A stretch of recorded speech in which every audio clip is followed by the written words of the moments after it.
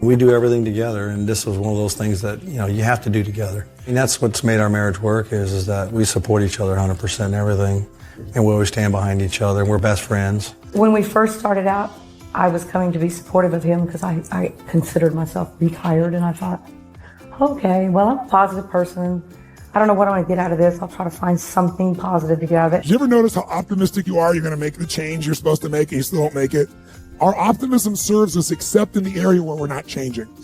In which case, we need some pessimism to be selectively and intelligently applied. In other words, we got to see, hear, and feel the worst of what our beliefs have created in the past till we can't take it anymore. And we think we can't take it, we got to push harder.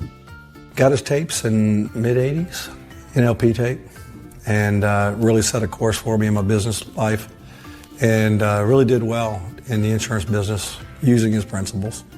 The real version is, it sucked in Houston in the insurance industry. We moved to San Antonio to try to recover. Started from scratch. It was really a lot of pressure and it was depressing. And it didn't hurt our marriage, but it affected us. And when he reached for the Tony tapes and got everything going that direction again, that really, really helped a lot. But we were still in a financial bind. Like, we couldn't afford the tapes. We had to borrow them for a little while until we could actually pay them back. Things were tough. And, we didn't tell anybody. We couldn't tell our friends, couldn't tell our kids. We felt like, and we're back with a lot of focus and stuff we learned from Tony. Here we are. The story is there for a purpose. Whatever limiting story we have has a positive intent. It's trying to protect us from being hurt or disappointed. How many get that at some level already? Say I. But what happens is the very thing that tries to protect you, the wall you create to protect you becomes the prison you live in. Because what keeps the bad stuff out keeps you from getting out to your real life. Spent my life, that was my old story here, by the way, pleasing everybody else. When you're a kid, you got to please your parents to earn love. And there was still something inside me missing that didn't fulfill me. And that's supposed to fulfill you. You're taught that's to fulfill you. You should be fulfilled as a mother and a wife and a business partner. You should feel fulfilled. What is wrong with you? And I didn't feel fulfilled. Change your belief, change your life. Change your story, change your life.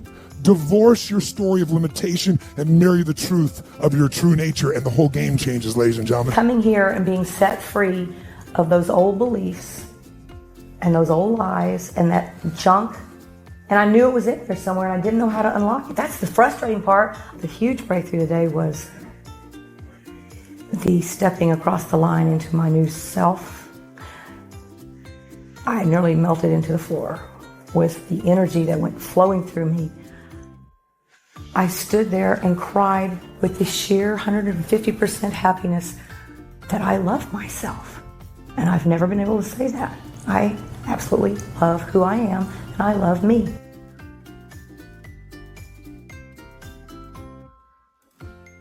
I don't know where I've ever spent 17 hours straight dancing and having the best time of my life and never realizing that all the pain that was there still wasn't even, not even felt.